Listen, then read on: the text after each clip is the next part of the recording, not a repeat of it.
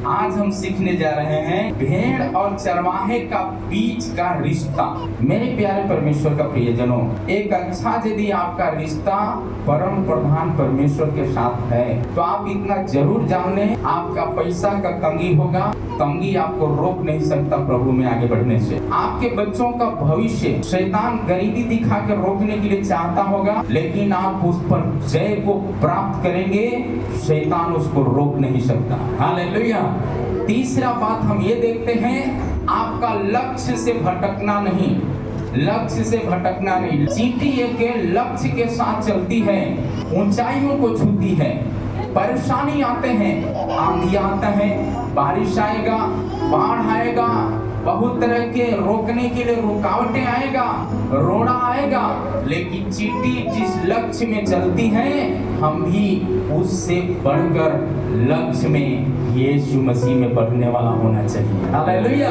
आपने बिजनेसमैन एक बिजनेस करता है तो लक्ष्य के साथ जब करता है तो आपको मालूम होना चाहिए उसका छोटा बिजनेस से शुरू करता है और बड़ा बिजनेस हो जाता है। आप लक्ष्य के साथ यदि कुछ काम करते हैं तो आप एक बड़ा बुद्धिमान व्यक्ति हो जाएंगे। हालेलुया। इसलिए नीति वचन में एक बार नहीं अनेकों बार लिखा है कि यदि सीखना है तो चींटियों के पास जाओ और सीख ले, चींटियों के पास जाओ और सीख ले। नहीं कहता है कि हाथी के पास जाओ और सीख ले, नहीं कहता है कि शेर के पास जाओ और सीख ले।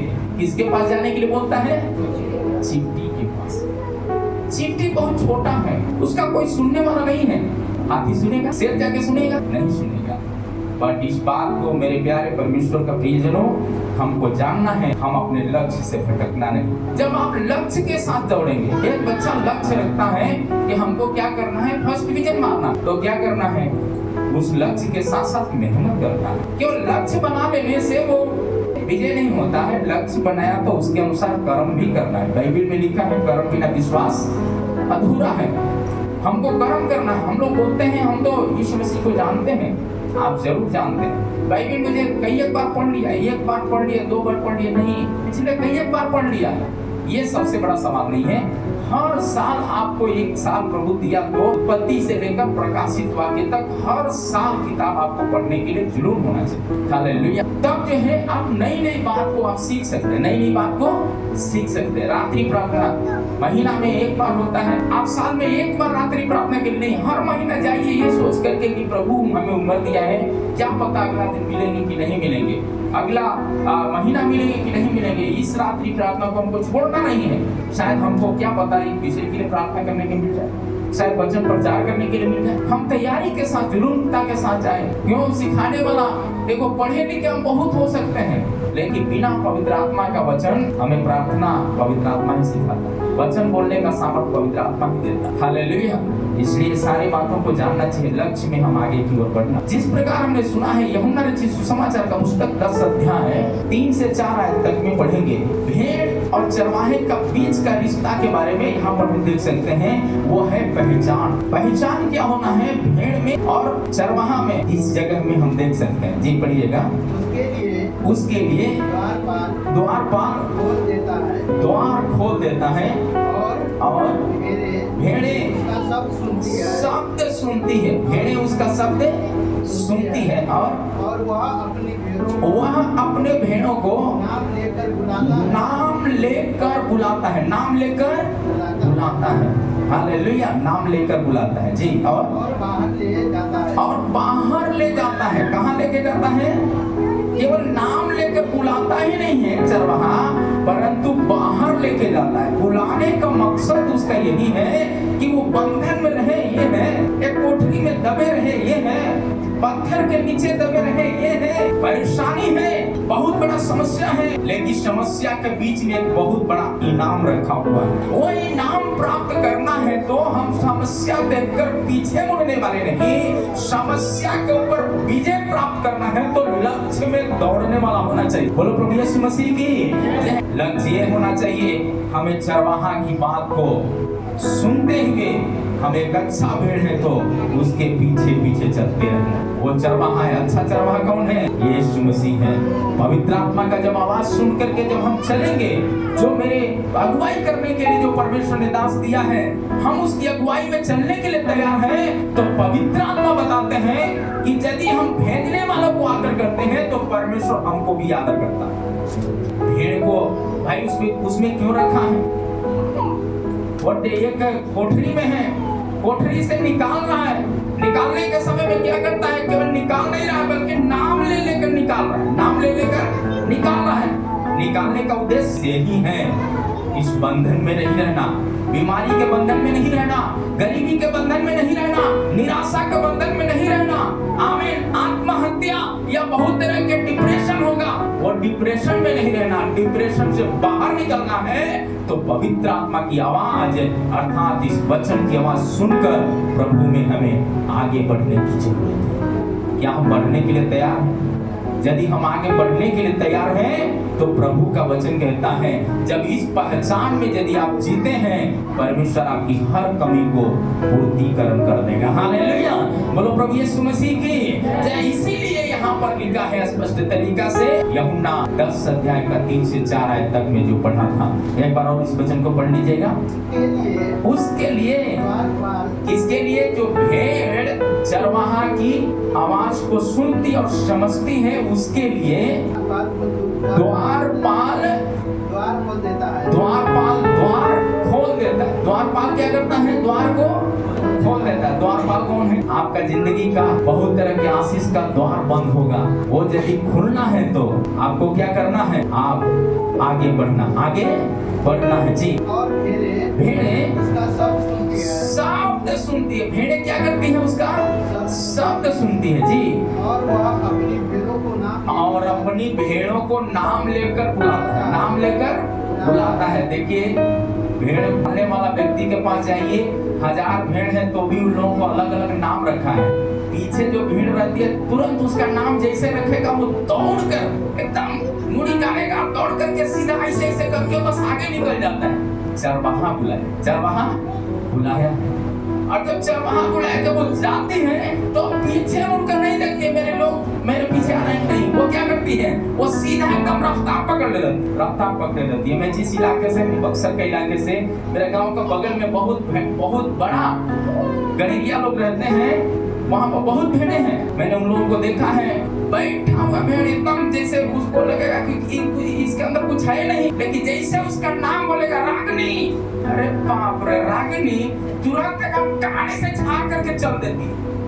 ऐसा दौड़ेगी। मैं एक दिन उसी रास्ते से हम जाना था, मेरे पिताजी बोले बैंक से थोड़ा पैसा निकाल के लाना, खाद डालना है खेत में। तो हम सोचा चलो हम कॉलेज से आने के समय में जाएंगे। तो कॉलेज से जब छूटे तो हम जा रहे थे, तो ये क्या किया, बैठा हुआ, तो उन्होंने ऐसे बात बोला। मुझे आज भी जब ये संदेश लिखने के समय पवित्र आत्मा तुरंत उस चीज को याद दिलाया जो बहुत साल हो गए, 1 साल ही राग नहीं बताया। अब वो बैठी हुई सारा भेड़ चल रहा था, बैठी हुई भेड़ जिससे नाम बोला है तुरंत उठा, कानी से झाड़ा, सीधा एकदम कहाँ किया, चरवाहा के पास दौड़ी चली।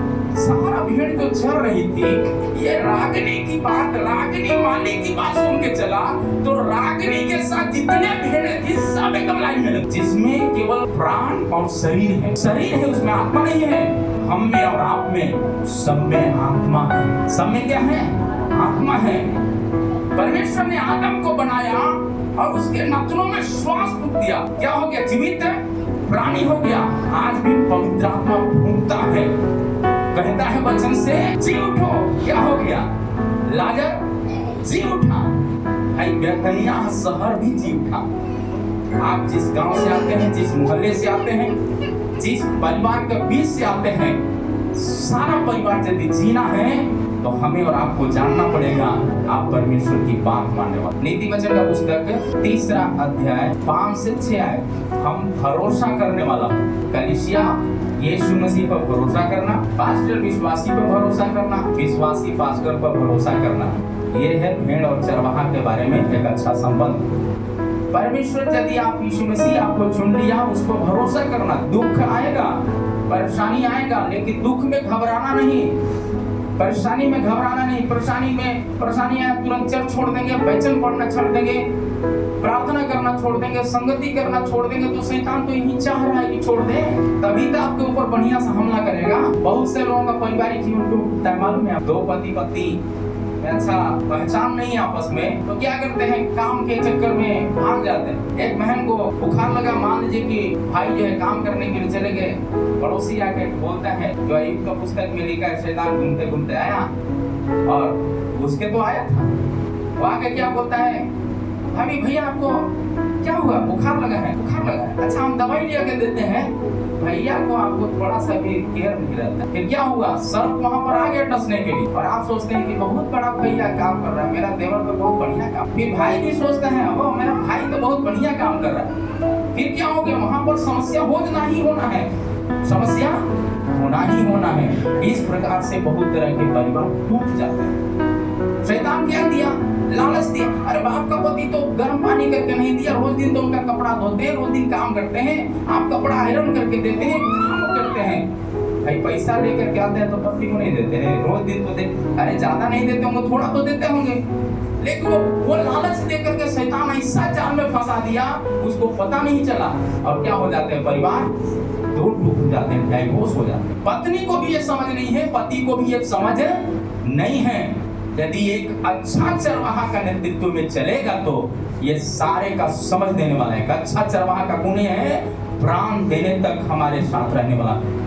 आमीन। वचन में लिखा, प्राण देने तक विश्वासी बने रहा तो तू जीवन का मुकुट को प्राप्त करेगा। वो जीवन का मुकुट प्राप्त करना है। भाई हमेशा थोड़े बीमार रहेंगे, हमेशा परिवार में लड़ाई झगड़ा होते रहेगा, आज न कल एक दूसरे से प्रेम करने वाला हो जाएगा।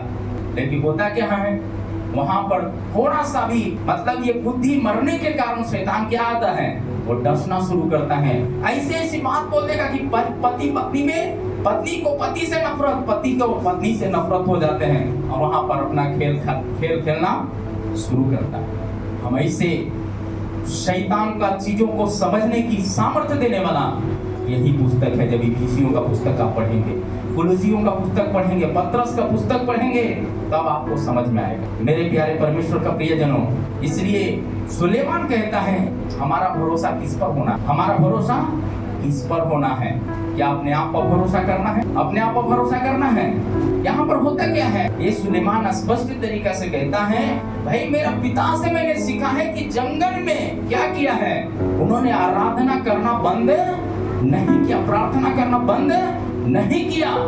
तो दाऊद इस्राएल का राजा बना है, तो उसका पुत्र भी क्या हो जाएगा, राजा बनेगा कि नहीं बनेगा, राजा बनेगा। कारण वो देख रहा है कैरोल कौन सा रास्ता में जा।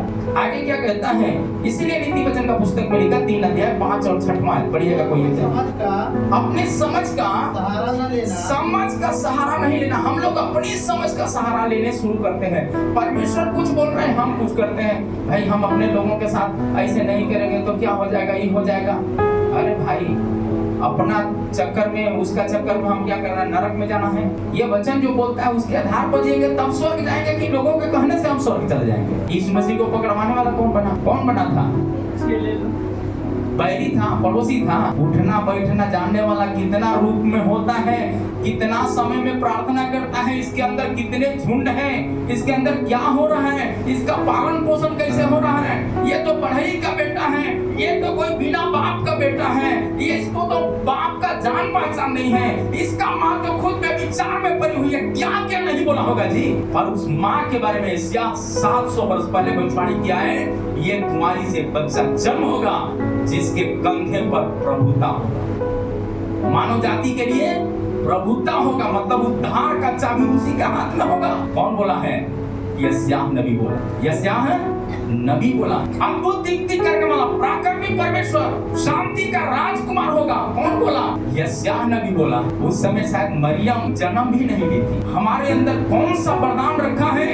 हम माँ के कोख में जाने से पहले वो वरदान परमेश्वर ने डालकर इस धरती पर भेजा आपको और हमें, ताकि हम परमेश्वर का राज्य के लिए इस्तेमाल हो। हालेलुया।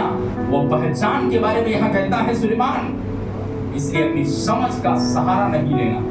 आपका समझ अपनी समझ के अनुसार नहीं, हमको ये काम करेंगे तो आगे बढ़ जाएंगे, ये काम करेंगे तो आगे बढ़ जाएंगे, नहीं, ये काम कम करिए लेकिन प्रार्थना में समय जरूर दे दीजिए। आप यदि एक अच्छा व्यक्ति होना चाहते हैं, आपका अच्छा पारिवारिक लाइफ अच्छा होना है, आपका बच्चे का भविष्य अच्छा होना है, आपका बिजनेस अच्छा होना है, कुछ दिन डाउन होगा, ये घर बना है ना, घर टूटेगा तो इतना जल्दी घर नहीं बनेगा, 6 महीना तो इंतजार करना पड़ेगा। लेकिन टूट रहा तो याद रखिए, प्रभु में रहने के बाद भी दुख यदि आ रहा है, आप दुख में पीछे मत जाइए, दुख में परमेश्वर की संगति में और लीन हो जाइए। ज्यादा से ज्यादा उपवास, ज्यादा से ज्यादा वचन पढ़ना, ज्यादा से ज्यादा संगति में लग जाइए।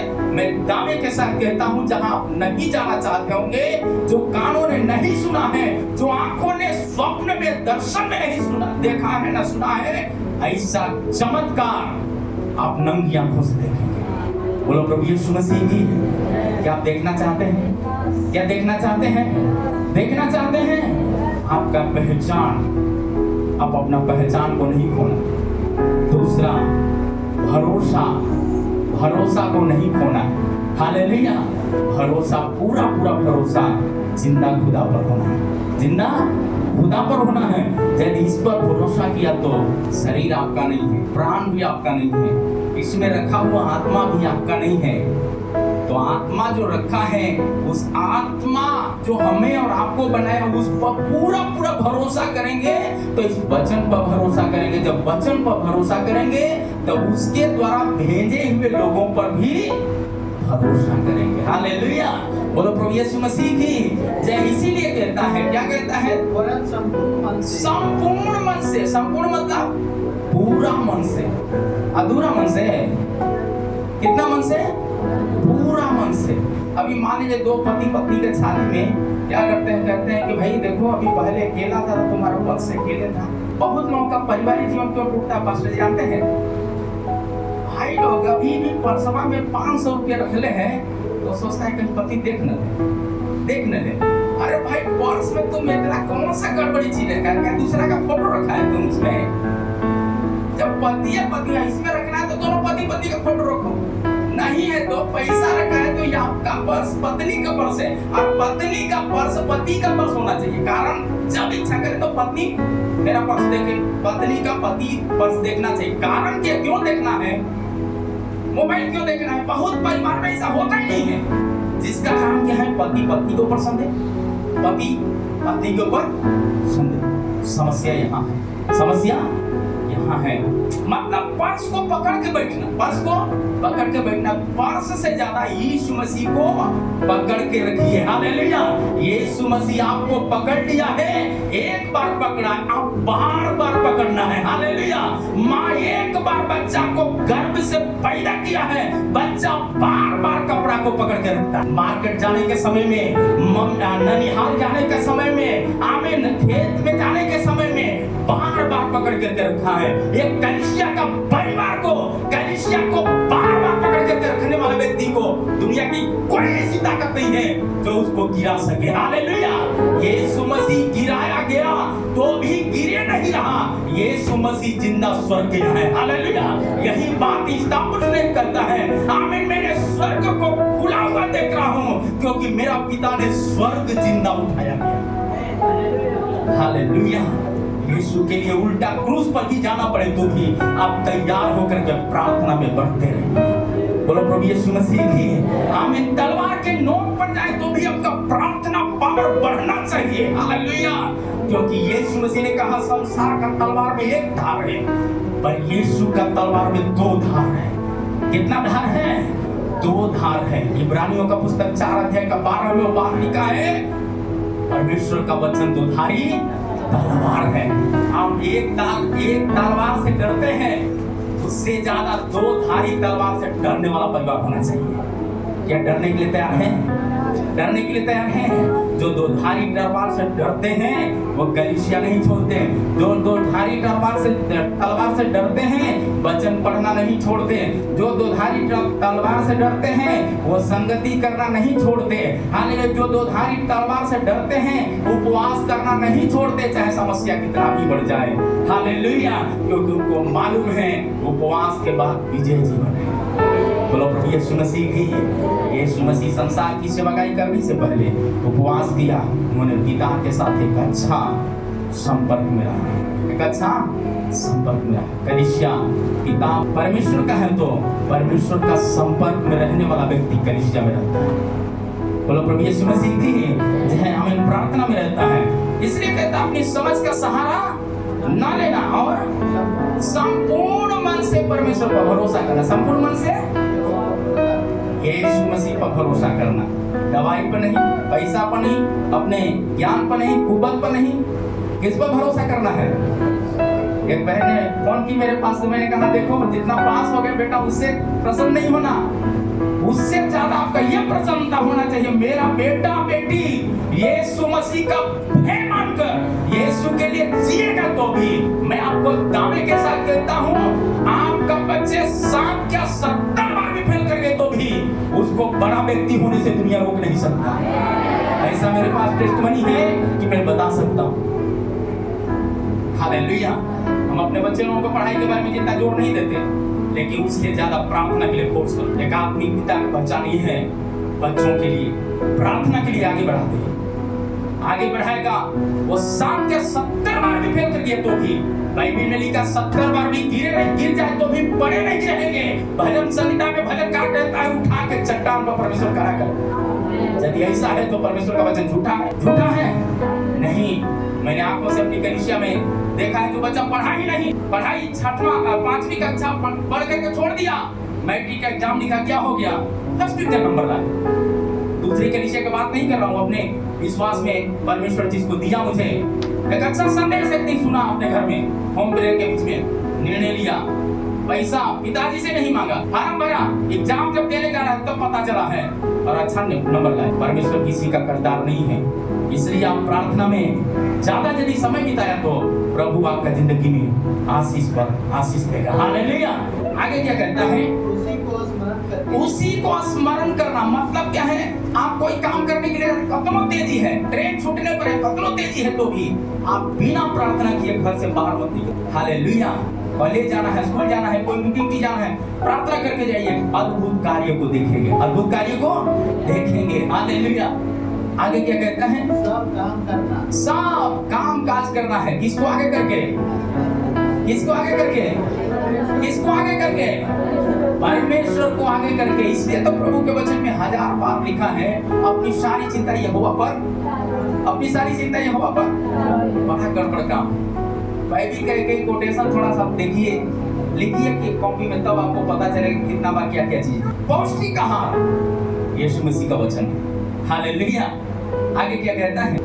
तब वह तेरे लिए सीधा मार्ग निकालेगा। कैसा मार्ग निकालेगा? सीधा मार्ग निकालेगा। आपका बच्चे का कहाँ स्कूल में एडमिशन होना है, कहाँ जाना है, हम तय करने से नहीं हो पाएगा, लेकिन प्रभु जो तय करेगा असंभव होगा तो भी संभव में बदल जाएगा। बोलो प्रभु यीशु मसीह की। जरूरत से बढ़कर परमेश्वर नहीं है, जरूरत से बढ़कर परमेश्वर नहीं है। जरूरत को बड़ा मत करिए, आपका जरूरत का बीच में परमेश्वर को बड़ा करिए। ये है भेड़ और चरवाहा का रिश्ता।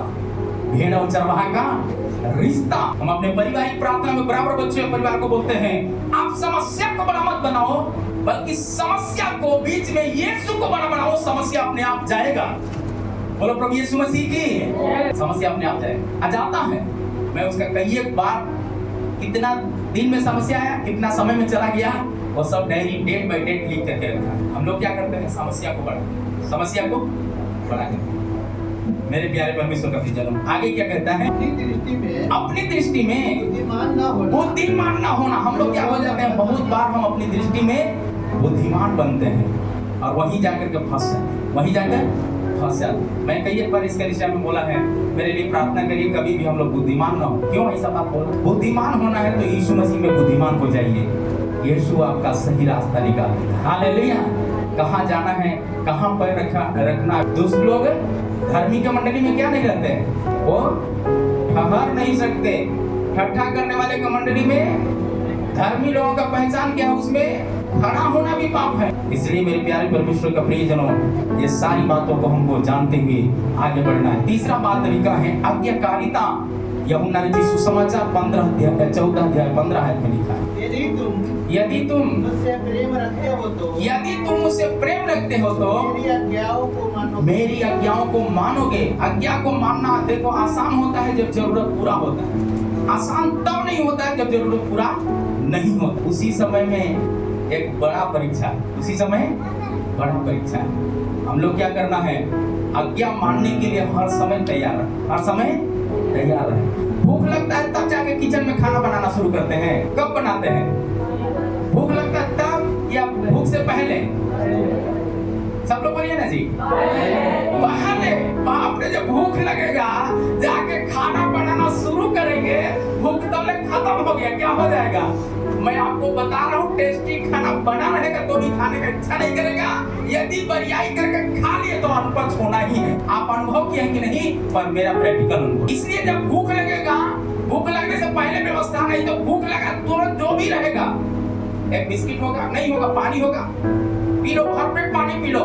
वो भी क्या होगा? मधु से भी मीठा लगेगा। रोटी नहीं है तो भी भूख लगा तुरंत एक गिलास पानी, जबरदस्त पेट भर के पानी पी लीजिए, पौष्टिक आहार से काफी हो जाएगा। हालेलुया, बोलो प्रभु यीशु मसीह की। इस बात को हमको ध्यान रखना चाहिए आज्ञा मानने में। हालेलुया, आध्यात्मिक नेतृत्व के लिए निहितार्थ मतलब अगुवापन। उस अगुवाई के लिए कलीसिया बढ़ने वाला होना चाहिए। अगुवाई के लिए कलीसिया बढ़ने वाला होना चाहिए। जैसे भीड़ के बारे में कुछ समय पहले दृष्टांत बता रहे, आपको देख करके लोग आना चाहिए। आपको देख करके लोग भागने वाले नहीं होना चाहिए, परंतु आपको देख करके लोग, आपके अकेले आते हैं वहां से 1000 लोग आपके गांव से आना चाहिए। आपके अंदर ये जुनून होना चाहिए, ये जुनून होना चाहिए। हालेलुया, सेवक का नेतृत्व, जो काम सेवक का है। आप कलीसिया में 5 साल से ऊपर यदि विश्वासी हो गया तो आप अपने को विश्वासी नहीं, एक सेवक के दर्जे में देखिए। यीशु मसीह आपको सेवक के रूप में बुलाया, आपको चेला के रूप में बुलाया है, तो चेला का गुण को क्या करना है? प्रकट करना है। चेला का गुण को प्रकट करना है। यीशु मसीह ने क्या किया? प्रार्थना किया। हमारा भी जिम्मेदारी क्या है? हमारा भी जिम्मेदारी क्या है?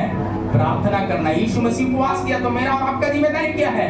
उपवास करना। यीशु मसीह अपने पिता का बाट जोहा, तो हमारा और आपका जिम्मेदारी क्या है?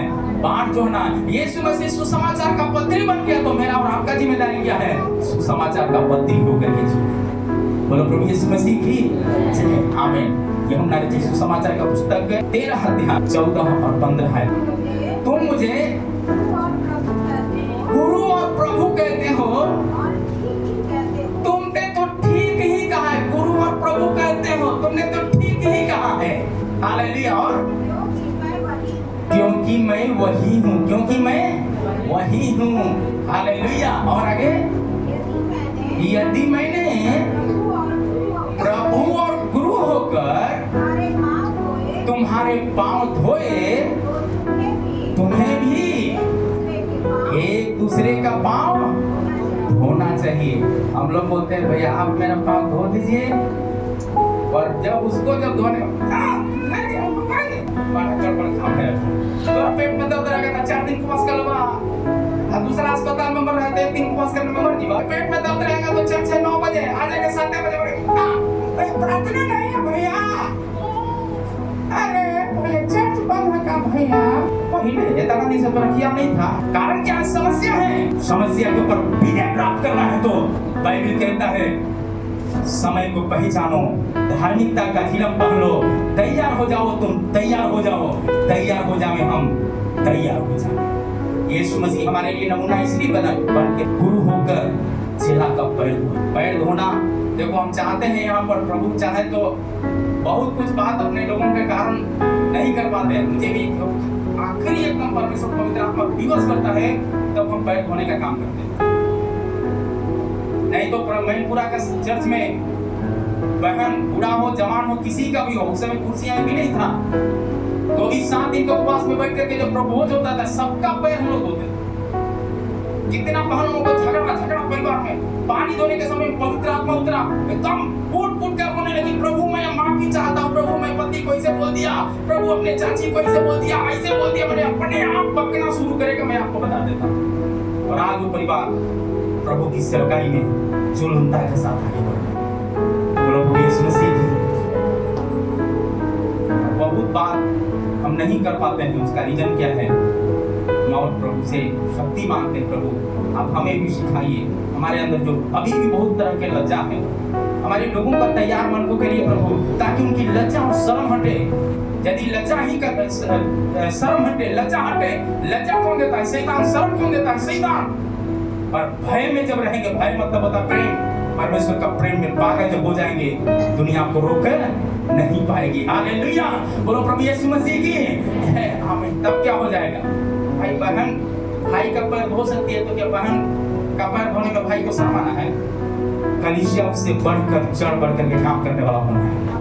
बोलो प्रभु यीशु मसीह की। और आने वाले दिन में यह कलीसिया और भी आत्मा में बढ़ते जाएगी। मेरी प्रार्थना है आप लोग भी ऐसी प्रार्थना करें। जो इस वचन की आज्ञा में है वो सारी आज्ञा को केवल पढ़ने वाले नहीं, आज्ञा के अनुसार कलीसिया आगे बढ़ने वाली बन जाए यीशु के सामर्थ्य में। हालेलुया। जब बढ़ेंगे भयंकर भयंकर बीमारियां को बिना प्रार्थना किए जाते हुए देखें। बोलो प्रभु यीशु मसीह की आमीन। आगे क्या कहता है?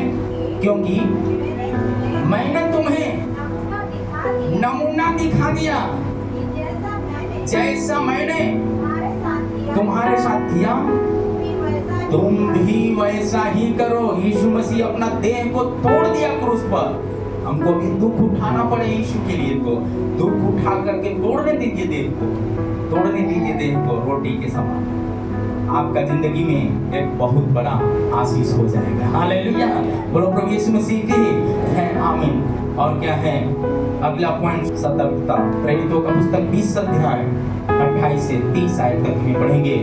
कलीसिया हर बात में सतर्क होना, कलीसिया हर बात में सतर्क होना। जब कलीसिया बढ़ता है बहुत तरह के आपस में समस्याएं बढ़ता है, उस सतर्कता में कलीसिया निपट कर आगे बढ़ने वाला होना चाहिए। प्रेरितों का पुस्तक 20 अध्याय 28 से 30 है जी। इसलिए अपनी और पूरे झुंड की चौकसी करो, जिसमें पवित्र आत्मा अध्यक्ष ठहराया है, तुम्हें अध्यक्ष ठहराया है। मतलब क्या है? एक पादरी को दर्शाता अध्यक्ष, कलीसिया का जो प्रेयर का देख रेख करते। आमीन। कलीसिया का कोई व्यक्ति को काम सौंपा है, आप अपने आप को अध्यक्ष हैं यीशु मसीह में। ये जिम्मेदारी को समझते हुए कलीसिया का नेतृत्व में बढ़ने वाला परिवार होना चाहिए। उसके बीच में बहुत तरह की समस्या आएगा, लेकिन एक अध्यक्ष की अगुवाई में चलेंगे। जिस घर में 10 को मालिक हो जाएगा, घर चलता है क्या? घर चलता है? टूट जाएगा, घर बनेगा नहीं। और एक अध्यक्षता में चलेगा, वो घर को सोचेगा दुनिया बिगड़ जाएगा, टूट जाएगा, लेकिन मैं आंखों से देखा वो घर को बढ़ते हुए। हालेलुया, बोलो प्रभु यीशु मसीह की जय आमीन। इसी प्रकार हम लोग एक अध्यक्ष के रूप में परमेश्वर ही ठहराया। आगे क्या कहता है कि परमेश्वर की कलीसिया की रखवाली करो। क्यों परमेश्वर ने जिम्मेदारी दी है इस कलीसिया का? अधिकार जताने के लिए सिर्फ नहीं, रखवाली करने के लिए। डांटना भी है और प्यार भी करना है। बच्चा को छड़ी ही सिर्फ मारते रहेंगे, प्यार नहीं करेंगे तो बच्चा आगे नहीं बढ़ेगा। पर हमको जितना मारते हैं, जितना डांटते हैं, उससे ज्यादा प्यार करने का हृदय वो यीशु मसीह ने अपने पिता से बात बोला, हमें बाप का हृदय दीजिए प्रभु जी, बाप का हृदय दीजिए। हम भी प्रार्थना करते हैं प्रभु, हमें प्रभु कलीसिया जो दिया है एक बाप का हृदय दीजिए प्रभु। जो यीशु मसीह अपना हृदय प्रभु पूरा खोल कर अपने आप को दे दिया, दुख का समय में भी प्रार्थना बंद नहीं किया है, वैसे ही प्रभु सामर्थ हम सबको दे दीजिए। हमारा प्रार्थना केवल जरूरत के लिए नहीं, हमारा प्रार्थना पिता का हृदय होने के लिए होना चाहिए। हालेलुया, बोलो प्रभु यीशु मसीह की जय आमीन। आगे क्या कहता है? जिसे उसने अपने लहू से, किसके लहू से? अपने लहू से मोल लिया। आगे मैं जानता हूँ मेरे जाने के बाद हारने वाले भेड़िए कहाँ आएंगे? कब आएंगे? अरे बाप रे, बड़ा गड़बड़ काम है। जाने के बाद आएगा, जाने के बाद आएगा। क्या करने के लिए? झुंड को बटोरने के लिए। अरे बाप रे, झुंड को ना छोड़ेगा मतलब एक बार हवा लगा देगा ना। मतलब सोच लो कितना खतरनाक बात लिखा है। और आज अनेक कलीसियाओं में इस प्रकार का समस्याएं शैतान अपना लोगों के बीच में ला रहा है। ये अंतिम युग की कलीसिया का पहचान ये सारी बदले जा रहा है। आगे जब हम पढ़ते हैं तो मिलेगा जी, तुम्हारे बीच में हाँ ऐसे ऐसे मनुष्य उठेंगे चेलों को अपने पीछे खींच लेने के लिए अरे बाप रे, टेढ़ा मेढ़ा बात बताएंगे, ध्यान करना। बहुत से लोगों का पारिवारिक जीवन क्यों टूटता है, बच्चे लोग माता पिता से क्यों बैरी हो जाते हैं। टेढ़ा मेढ़ा कुछ लोग आकर के समोसा खिला के, गुलाब का फूल देकर कुछ बात बता देंगे, उसमें फंसते जाएंगे। इसलिए आगाह किया है पवित्र आत्मा, ताकि हम इन सारे बातों से सारे बातों से बचना है। क्या बचने के लिए तैयार है? बचने के लिए प्रार्थना करना, प्रभु हमें पवित्र आत्मा दीजिए। हम पुराने वरदान में नहीं, नए वरदान में बढ़कर हम जीना चाहते हैं। आपका जिंदगी को बदलने वाला कोई व्यक्ति नहीं, जिंदगी को बदलने वाला पवित्र आत्मा। बोलो प्रभु यीशु मसीह की जय, आमीन। जब अगली बातें जब पढ़ेंगे मत्ती रचित सुसमाचार का पुस्तक, हालेलुया, तब आप देखेंगे 9 अध्याय का 36 आयत में करुणा। जब ये सारी सच्चाइयों को जब जानेंगे, आप इस वचन के आधार पर जीवन बिताएंगे, आप पर दया का बारिश होगा, इसको कोई रोक नहीं सकता। हालेलुया। 9 अध्याय 36 आयत। जब उसने भीड़ को देखा तो, क्या किसको देखा? भीड़ को देखा तो उसको लोगों को तरस आया, क्योंकि वे उस भेड़ों के समान जिनका कोई रखवाला न हो, व्याकुल और भटकते हुए थे। हालेलुया। मतलब भीड़ देखने के बाद बहुत तरह की बात हो जाएगा, भटकता हुआ नजर आएगा। हालेलुया। बड़ा गड़बड़ वाला काम है। इसलिए ये सच्चाई को जानकर यीशु मसीह की ओर देखें। यीशु का जब सेवकाई जब बढ़ना शुरू किया, 5 रोटी और 2 मछली में 5000 लोग पुरुषों का संख्या है। यदि वहां पर एक बहन थी और 2 बच्चे होंगे तो 20,000 लगभग है। 5 रोटी में जब 2 मछली में 20,000 लोग खा सकते हैं, खिलाया परमेश्वर ने, तो क्या उस भीड़ की रखवाली करने की सामर्थ्य उसके पास नहीं है? प्रभु सब देता है। हालेलुया। जब आपको एक परमेश्वर ने एक वचन देकर छुटकारा दिया है, बीमारी से, गरीबी से, आर्थिक तंगी से बचाया, आपका एक बार एक गवाही मिल गया आपका जिंदगी में, तो वो गवाही को मरते दम तक याद करते हुए, दुख में, सुख में, अमीरी में, गरीबी में यीशु के साथ चलने के लिए यदि निर्णय लिया, आप पीछे मुड़ के मत देखिए। लोग आपको तिरस्कार करेंगे, लोग आपको छोड़ेंगे, लेकिन मैं आपको दावे के साथ कहता हूँ, अय्यूब को पूरी दुनिया छोड़ दिया तो भी उन्होंने प्रार्थना जीवन नहीं छोड़ा। आमीन। उन्होंने अपने दोस्तों के लिए प्रार्थना किया, जो उसका ठट्ठा और मजाक उड़ाते थे, उनके लिए आंसू गिरा के प्रार्थना किया। आमीन। जितना खो गया उसका चौगुना परमेश्वर ने लौटाया है। हालेलुया। इतना ही नहीं, परंतु उसका उम्र को भी परमेश्वर ने बढ़ा दिया है। आमीन। 38 साल की आमीन विधवा ने क्या किया है, 84 साल की विधवा ने क्या किया, उपवास और प्रार्थना नहीं छोड़ी, और रात दिन एक करके घुटना टेक कर जब प्रार्थना किया तो आमीन, स्वर्ग का परमेश्वर हालेलुया उसकी आवाज को सुनकर उसका न्याय ठीक समय में चुकाया और उत्तर दिया है। तो कलीसिया जो प्रार्थना कर रहे हैं, कलीसिया जो विश्वास में बढ़ रहे हैं, कलीसिया जो एकता में बढ़ रहा है, आमीन, झूठ को तितर करने के लिए शैतान अपना योजना नाना प्रकार का बना कर रखा है, तो भी उस योजना के ऊपर विजय प्राप्त करने के लिए यीशु मसीह काफी है। हालेलुया। बोलो प्रभु यीशु मसीह की। आमीन। शैतान नाना प्रकार की बातों में फंसाकर बातियों को अलग अलग बातों में फंसा रहे हैं। आमीन। अलग अलग झूठ को तितर बितर करने के लिए, अलग अलग अपनों के द्वारा, पड़ोसियों के द्वारा, सरकार के द्वारा, बहुत तरह की बातों के द्वारा, बैरियों के द्वारा क्या क्या नहीं करता है, लेकिन उस पर विजय प्राप्त करना है तो वचन जरूरी है। यीशु मसीह वचन को जाना, तब क्या किया, क्रूस पर जाने के समय में भी उन्होंने की एक ही प्रार्थना की, हे पिता इन्हें क्षमा कर, क्योंकि ये नहीं जानते। यदि वो सही रीति से वचन जानते तो ऐसा काम नहीं करते। इसका मतलब चेला होने के बावजूद भी वो वचन नहीं जानने के कारण क्या किया है। एक तरफ क्या कहता है, मैं तो एक अच्छा पास्टर है, एक अच्छा बढ़िया गवाही है, इनके जिंदगी में ये तो मेरा पास्टर है, ऐसे यहूदा स्क्रिप्ट बोला था। लेकिन आपको मालूम है, 30 चांदी के सिक्के में अपना पद बढ़ाने के चक्कर में, अपना कद ऊंचा करने के चक्कर में यीशु मसीह को पकड़वाया, लेकिन उसको भी ये बात पता नहीं था कि यीशु मसीह उसी काम के लिए आया है। और उन्होंने कहा, जैसे तुम पिता के ऊपर देखते हो, यदि तुम पिता का संतान है तो तुम भी जान लो कि तुम्हें बहुत तरह की बात में फंसाया जाएगा, तो भी तुम्हारा एक अधिकार, वो अधिकार है प्रार्थना का अधिकार, कभी बंद नहीं करना। हालेलुया। और आपको मालूम होना चाहिए शारीरिक परेशानी आएगा आपका अधिकार को छीनने के लिए, पैसा का तंगी आएगा प्रार्थना का अधिकार को छीनने के लिए, आमीन। परिवार में विवाद आएगा प्रार्थना का अधिकार को छीनने के लिए, आमीन। बहुत तरह का, आमीन, आपके अंदर भेदभाव की बातें शैतान डालेगा प्रार्थना का अधिकार को छीनने के लिए, ऊंच नीच का अधिकार, ऊंच नीच का बात आपके अंदर डालेगा प्रार्थना का अधिकार को छीनने के लिए। लेकिन इस बात को याद रखना, यीशु मसीह को भी यही लोगों ने किया। पर यीशु मसीह ने प्रार्थना नहीं छोड़ा तो पिता उसको अपने गोद में उठा लिया। कब्र भी अपने बस में नहीं कर, क्रूस भी अपने बस में नहीं किया।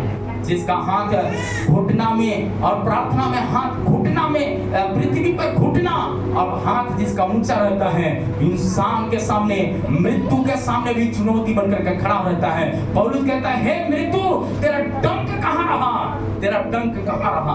वो ललकारता है पौलुस, जिन्होंने कहता है मेरे, हालेलुया, जिस परमेश्वर ने मेरे लिए क्रूस उठाया, हालेलुया, तेरा डंक कहाँ रहा, तेरा डंक कहाँ रहा। क्या मेरा कोई जोखिम, क्या तलवार, क्या कोई घाव मुझे परमेश्वर का प्रेम से अलग कर सकता है। मेरे प्यारे परमेश्वर का प्रियजनों, आपका जिंदगी में बहुत तरह के घाव होगा, तो भी यीशु मसीह का आपका प्रेम आपके अंदर बना है तो आपका घाव, हालेलुया, यीशु के लहू में शिफा होंगे।